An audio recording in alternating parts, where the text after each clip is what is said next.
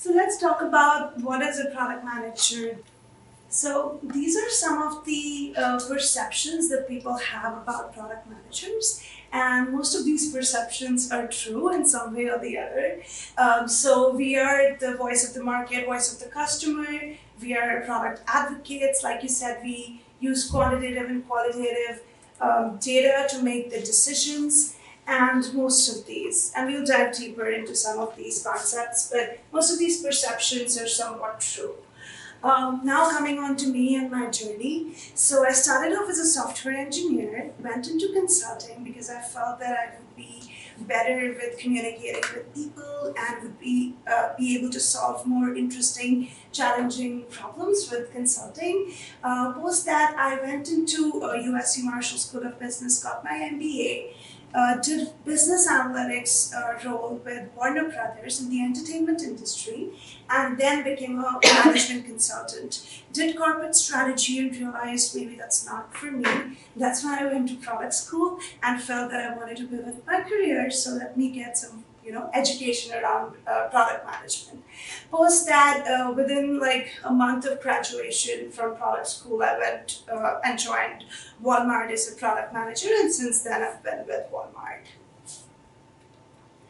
So as a product leader, we saw that there are multiple things that product managers are expected to do, but what is like the least, like what is like the minimum requirement for a product manager? So first and foremost, product managers are expected to come with a unique point of view. We should have the ability to communicate that point of view to a variety of stakeholders. We also need to gain consensus and alignment on that point of view. And finally, we need to execute on that point of view. So as a product leader, we should be able to empathize with our customers, as well as we need to develop empathy with our business partners, primarily because companies run on operational activities, most of which may or may not be in our control sometimes, but how we deal with technology and enable making different decisions with our operation team, influencing them to make the right decisions is definitely in our control. So having empathy for both customers as well as business can take you a long way. In addition to that, having an engineering mindset helps, but I've come across this question many times that do you need to have technical background for you to be a product manager? The answer to that is no. There are so many product managers that I'm working with on a day-to-day basis who do not have any technical background, but they had an innate curiosity to learn more about how engineering works. So how technology works, being able to develop the language to be able to communicate with engineers is all that is needed. But having a degree with like a technical background is not a must for a product manager. And at the end of the day, we need to make decisions based on data. So how quickly you can become fluent with your metrics that your product is driving, with different decisions that you need to make on a day-to-day basis, how you develop that fluency really helps. So I'm not sure why this went away, but give me 1 second, I'll log in. So one of the takeaways that I also mentioned as a part of this session was, how do you develop and master the art of learning different languages to communicate with different stakeholders that you come up with? So first and foremost, we as product managers are expected to evangelize a product vision. Whosoever comes and talks to you, be it engineers, be it business partners, be it VPs, or whosoever, like in the executive teams, all they're looking for is you are the owner of your product, and everyone and yourself should expect that you do have thought about the product for like 2 to 3 years, 4 years down the line. Like, what are some of the ideas that you would want to have in your running backlog that you would want to implement for your product? So having that vision, being able to communicate that vision, and bringing other people to align with that vision is super critical. Secondly, you need to develop a way in which you can talk to analytics partners, design partners, engineering partners, business partners. You are that glue that connects all the different stakeholders that could exist in your world that could impact your product. Usually, engineering is expected to work in silos. Design folks also work in silos. So they're although they want to communicate with the product managers, but design and engineering, when they need to communicate with each other, if they're co-located, that happens sometimes. But many a times, design orgs works in their own areas, and we need, other than a program manager who's expected to take care of timelines, a product manager is expected to be so clear, crystal clear in what they want to build, so that we as a glue can connect those dots for all the different stakeholders that exist in the org. So being able to communicate and articulate that vision is super critical. As I said, data, whenever you go and have an argument or have a constructive, you display your point of view to folks, having data to back that decision or putting your point of view forward really helps makes your case become super strong. So having data and having your way to get data in a big company can be tricky. So developing the right relationships with the analytics partners or identifying teams within a big organization or a bigger ecosystem can always help you make better decisions as a product manager. In addition to that, staying updated with the trends in technology, even if you don't have a technical background, that's okay. But reading about what are the different areas that can impact your product, being up to date on that can be very helpful. In addition to that, thinking about platforms, unless you're working for Google or Apple, which are very platform specific, if you're working in other companies which aren't just specific to a certain platform, although you can use Google Maps and Apple as well, it's all cross platforms these days. But at least from a retail standpoint, we make sure that we are able to launch products across different platforms, and we expect similar behavior, consistent behavior to come across platforms. Now let's come into the execution part. Once you've had your one-pager document, which is called the product requirements document, you have your metrics defined, you have a clear view on what you want to build, that's when we get into execution part. And whenever you start executing something, you having crystal clarity on what you're building, why you're building, needs to be very critical, because only when you are clear yourself will you be able to bring other people along with the journey. So knowing what you're building, why you are building, and having data to back a problem really helps. Why now is the best time versus any other time? This topic dives deeper into prioritization activity and being able to articulate why this is the best time to build it versus 2-3 months down the road. Having competitive research done in order to understand whether this is the right time to market it or there could be another time in the future also helps in developing your case for executing a product. The fourth very critical thing here is stakeholders. So identifying who the key teams are, with whom you need to work together is very critical, primarily because many a times when you join an organization, you do not know which other teams can contribute towards your product.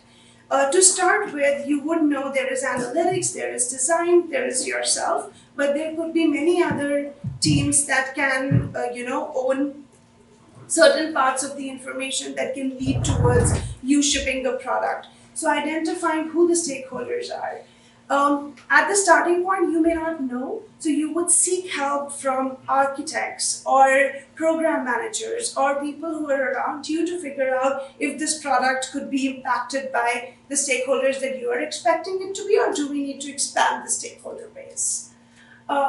Defining specific KPIs, whether you are in the, and I'll talk about retail examples more because I'm working for Walmart from the last 1.5 years. So in terms of specific KPIs, whether you are in the checkout world or whether you are in the search space or whether you are in the post-transactional space, understanding what are the key primary and secondary metrics that could impact your feature defining them would also be helpful to you in your interviews and things like that. So whenever you form a point of view, whenever you have a hypothesis, coming up with specific measurement plan around what would you be measuring, what is it in your metrics that is going to move the needle, what are the things that can impact you, whether it's average order size, whether it's conversion, whether it's CSAT, NPS, what are the different metrics that we are trying to move? That's very important. Then comes the launch criteria.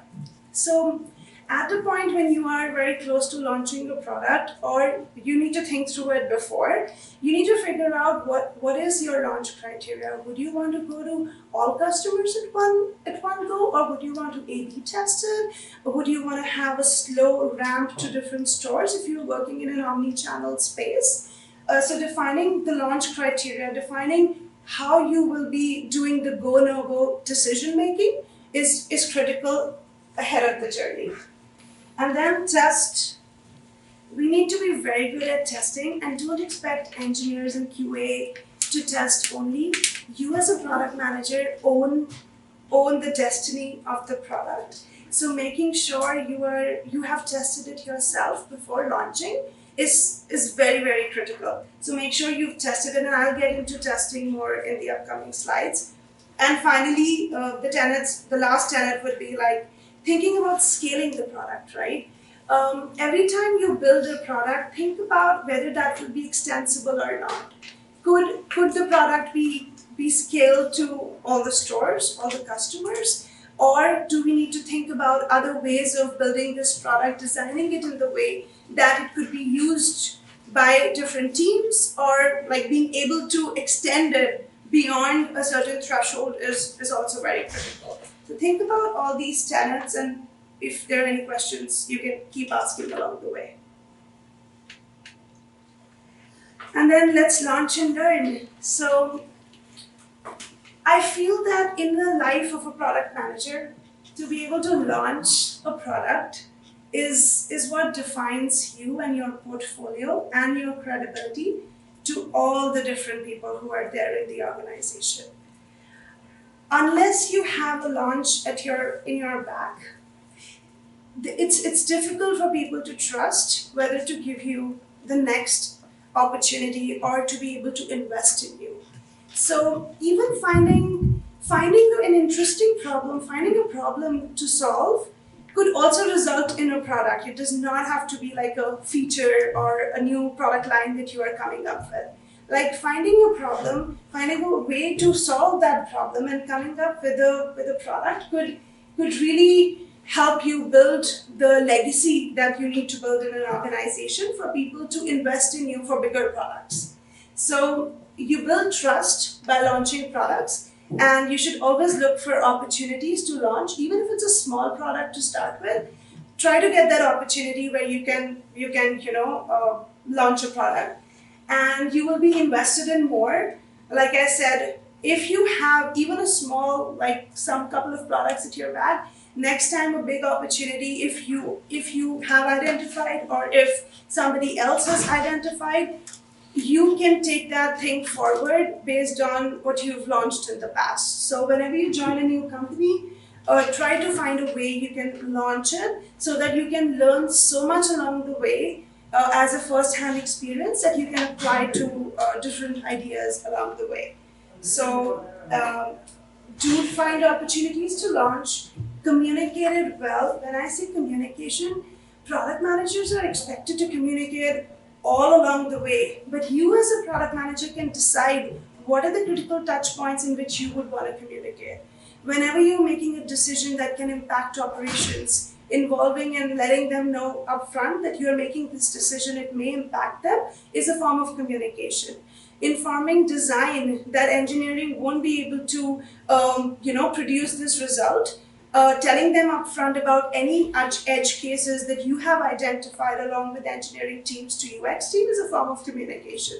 So being super proactive about communicating helps in keeping the different folks up to speed. Program managers, on the contrary, are expected to communicate on timelines of the project and are expected to conduct cross-functional communication. However, you are the, again, you have to remember that you are the glue. You need to be talking to folks who may not like organically talk to each other. So if design and engineering are not co-located, aren't talking to each, like when I say talking, I don't literally mean talking, but keeping them updated about your product. So at the end of the day, it's your responsibility to communicate. Other than sending the launch note out once the product is built, that's like one thing which is like mandatorily expected out of you. But before that, also you can get opportunities to communicate. And finally, market your launches. Like when I say market, you don't have to like have a press news for it. If it can be, that's awesome. But within the company, right? Once you have a couple of product launches, people will be interested to know and come and ask you that which products have you launched so far. You can market in your in terms of your signature of your email, letting people know that you are building something cool and interesting. Makes you a person who everyone wants to invest in. Product launch life cycle. So this is the typical life cycle that we follow. We build, we test, we launch, communicate, and then you can iterate. Let's say if you've launched a feature and then you feel that it's just an MVP that you have launched. MVP stands for minimum viable product. Once you have launched the MVP, that's like the most basic thing that you have launched. There will be multiple opportunities on top of it that you would want to enhance your feature set with. So iteration means like you can come up with different enhancements. Maybe the company is looking to invest in your product at a certain time, but only in the MVP version. So you can keep a backlog of all the ideas that you want to work on, and keep updating the backlog as and when you get opportunity, as and when we are ready to invest in that idea, then it's ready to be iterated upon.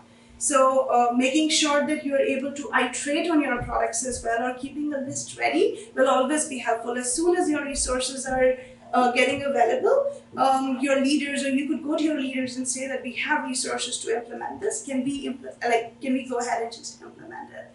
So being ready with your iteration and then scaling. Again, I'm emphasizing on these parts because I feel that from the beginning, from the time you have the idea, from the time you're talking to UX and your engineering partners, preparing them that we would want to think about strategies in which we can scale, we can optimize for scaling further, is something you should have those discussions very early on, so that once the time comes and the product is launched, and if it's not extensible due to any reason, then that's when the effort would be wasted to just do things which you could have done earlier in the journey.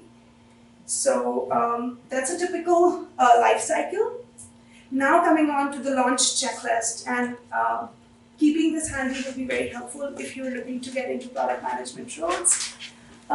Testing, that's when I said that testing if kept is the first thing. You as a product manager need to test your own product. The last thing you want to do is you roll out a product in the market and customers are finding defects for you. And that does not produce a good impact on your legacy and the portfolio that I was talking about. So if some leaders come into testing something and they identify a bug, that's also not a good thing at all. So testing, and by testing, I mean 4 different kinds of testing that I particularly do in all my launches. End-to-end testing is how I define when you are testing it on a staging environment. But you as a product owner, once engineering has given you a sign-off, QA has given you a sign-off, that's when you would get in and test the flows end-to-end as a customer. Second is performance. Making sure that your CTAs that you click, like call to action is the CTA, when you're clicking on it, making sure that the performance is good. It is not taking a lot of time for a customer to click and is waiting for the results. So making sure if the product is being used by a certain number of users, you increase the number of user base to see how this product performs once it is exposed to more users than you initially anticipated. Regression is when you want to make sure you didn't break something that was already existing. So your new product or your feature should not break anything that was working on the original site or app.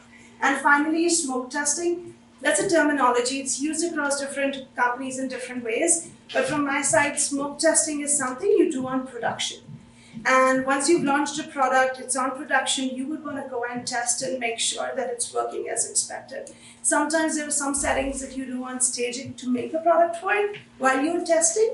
So how it performs in production could be a little different from what you expected it to perform before. So making sure that you are doing all these 4 kinds of testing will help you in launching like more successful products. Then rollout, right? Once you're rolling it out, you don't need to roll out to the entire millions of customer base that you have. You can start with a small subset of your users and even start within your teams, right? As soon as you have a feature that is handy, that can be used, share it with your teams. Let them try it out. Let them find different bugs with the feature before it is exposed to more customers. So rolling out based on customers or stores. So you could also ramp it based on stores, at least in an omni-channel world. So let's say there is this store in a particular market, in Houston market, let's say there's a store, and we expect a certain feature to work very well in that store, primarily because of the customer base that we have identified in that particular market. And we've also done some like different delivery tests across in Phoenix in different areas. So identifying which market would be best for your test and working through the different criteria can help you do a very thoughtful rollout rather than rolling it out to all customers at once. And there are different ways of testing. You could also do an A/B testing, or you could do a pre-post analysis. A/B testing is a way if you've produced a design change, there is one way of testing it out in a certain way, and then the other way could be there's a control and then there's a different experience that you're producing. So you can see how that A/B test performs, and as you've identified the metrics in the beginning, you want to make sure your metrics are getting more positive or neutral, but depending on the situation, you as a product manager needs to make a decision whether should we continue it, should we stop it, or should we, like you can make the right decision at the right time. And hold bug bashes. That's the terminology where you want to invite people and make them excited about your product. That's also a way of marketing your product and letting your team use it before it is launched to the broader set of customers. Whitelist your stakeholders. This is another concept, and what that means is that instead of like rolling it out, like I said, to different customer base directly, you could identify certain people in your world, like let's say you have operations stakeholders that you're working with, and let's say you have some designers you've been working with, analytics folks. So identifying them, getting their user IDs like marked that these are the folks who would go in this environment and are going to test it. So that's how the concept is, whitelisting them and making sure they do a test before it is launched to a broader set of customers. Be the customer yourself, live the journey of the customer, because unless you understand that journey, you won't be able to do justice to your product. So even before you're like solving a problem, a new problem that you want to work on, first go through the pain points of the customer. If there is any way in your company to get insights into those pain points, there could be some surveys that you send out, or there could be app reviews where customers have posted things about your product. So go read them, understand what they're going through, go through the journey yourself, and understand where the customers are going to see a roadblock. So that's what the concept is, being the customer. Set up measurement dashboards. So dashboards, according to me, are a very good way of like knowing how the product is performing. There could be different kinds of dashboards that you can build. Engineering team has Splunk dashboards. So making sure that once you're launching a product, engineering is also keeping a tab on their dashboards so that none of the bugs that are expected to be caught by product or by QAs can be monitored by engineering. And from your side, you're expected to take care of all your customer metrics. So being on top of the dashboard that you can use for your product. For example, if you are in the post-transactional world, when I say post-transactional world, I mean it's after the checkout that you've done. Now you are in the space where you have different kinds of orders, and there are different journeys that you can perform on orders. Being able to measure NPS, being able to measure CSAT, or being able to measure how many calls are going to customer care, as I was giving an example earlier. Being on top of these results will help you articulate how your product has been performing. And many a times, different teams will come to you and will want to know how your product is performing. Since you are the person who has the most insight, you are like the subject matter expert of that product, being on top of your measurement metrics will be very helpful. Post-launch, so now is the time you've launched the product.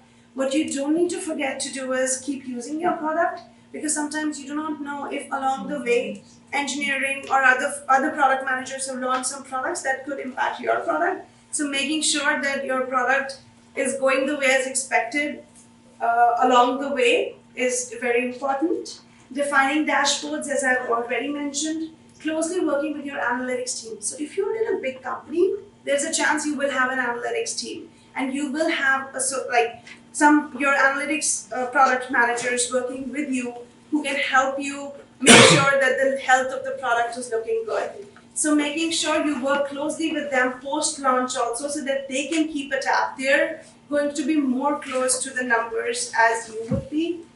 Although you should be very aware about your own product's health, analytics could have visibility to all the products numbers that are existing. So making sure you work closely with them.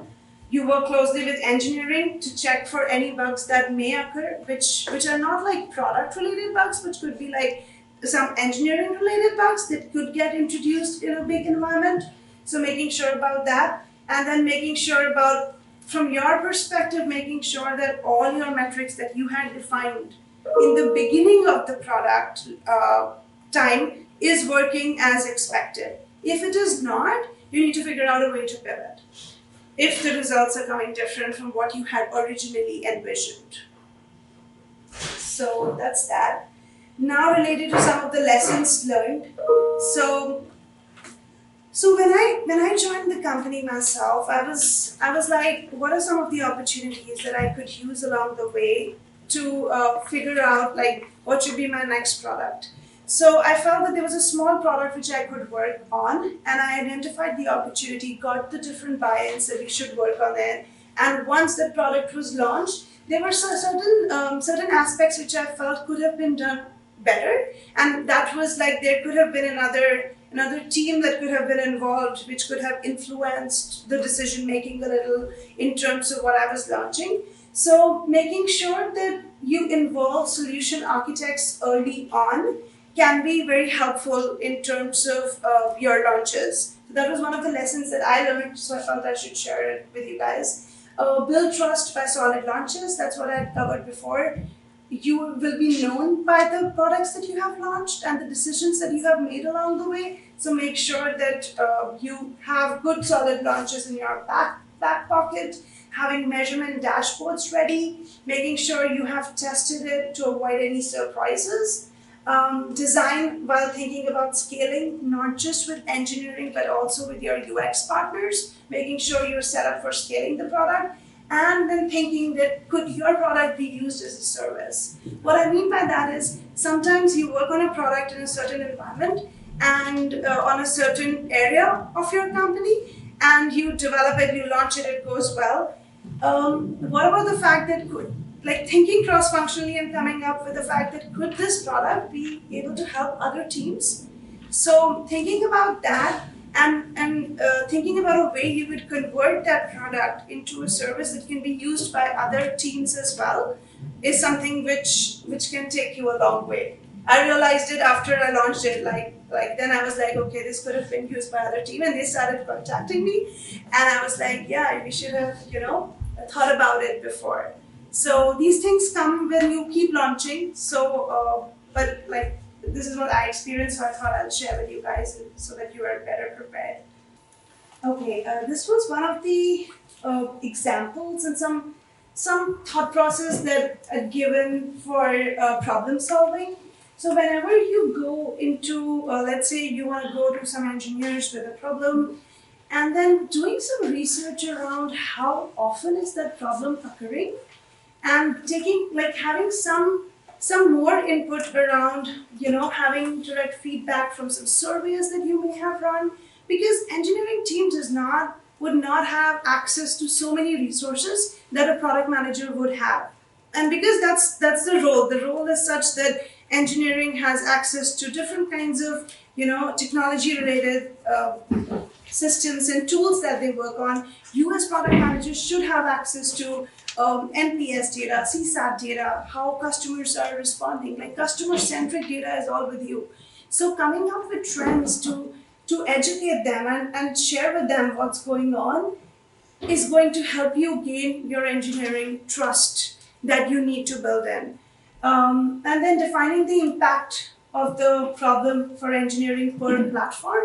What I mean by that is it specific to iOS or Android or web? Like figuring out where is that occurring? Is that an edge case that you're asking them to solve for MVP? Sometimes you do have luxury to identify all the different edge cases that you can think of in the use cases that you have. And sometimes you may not have the luxury because you don't have that much time to identify all the different use cases. So you can do your best to identify the use cases for them. As you keep working with your engineering partners, they will be also like sharing some edge cases or some areas which you may not be familiar with. So working with them, defining that impact for them, and then telling about the frequency of the problem can help engineers solve the right problem at the right time. So you as a thought leader needs to be conscious about engineering's time and making sure that you go with the right information to them to solve the right problem will take you a long way. So this was just one of the things. And always thinking in terms of the impact is important. Effort, of course, effort also we have to think about, but impact can make you get your buy-ins faster than the effort. Because if it's a high effort thing, but it has a high impact also, you can get be able to prioritize it for your team. So having that right levers in place can help you develop better relationships and get work done at the right time. And then key takeaways that I would want us all to take from this is that in order for you to transition into product management field, like I said before, all the different functions that you're working with, engineering, analytics, UX designers, business, like all the different stakeholders that you have will be doing the work eventually. But where you can come and add value is be a thought leader by having a very strong product vision. Even before coming into that minimum viable product, thinking about the product like long term and then determining what is it that you would want to develop in a short term can really bring a lot of value to different stakeholders that you're working in. So being that thought leader is super critical. You are the one who should actually ideally motivate your team to work. There can be challenges when you're across the continent and like making teams, making them feel energetic and motivating them, but thinking about different ways you can keep the team motivated, sharing articles, like sharing different insights that you can get from a meeting and sharing with them, or just keeping the team excited is something which I feel everyone will feel motivated to work for you if you can bring that energy to the team. And then you form like a guided coalition. So once you have a vision, you can bring people along in that vision, and then people stick with you. They want to like work with you because they're not working for you. You do not have direct authority on them. They will have their engineering managers who they're reporting to. But as a product leader, you are expected to influence them without authority. And you may have read that term multiple times. But all it means is that you're bringing in knowledge to the team that they themselves wouldn't be able to have, maybe because of time, resources, or different areas. So helping them form that guided coalition to go along with you for a long-term project is a big deal. So doing that. and providing like frameworks to solve problem solving. Like there was this little framework that I showed you one slide before. It's just about going to engineering with like full having done good due diligence about a problem can be helpful. And then finally, the languages that the product managers need to master. When you are a product manager, you're in the customer experience team. When you're impacting front end kind of work, you need to develop a way you can work with the UX folks, you can work with your analytics partners and define what they need to work on. So basically, you are defining your product's roadmap, and with that, you're defining other people's work as well. So being able to communicate effectively with them is very critical. Checklist, as I shared before, whenever there's a product launch, make sure you go through all the different steps so that you are super, super taking care of the fact that if the product launches, you've done your basic steps that you had to do. And then don't forget to have fun along the way, because you are the one, as I said, you need to make your team motivated and energized. So make sure you have fun along the way.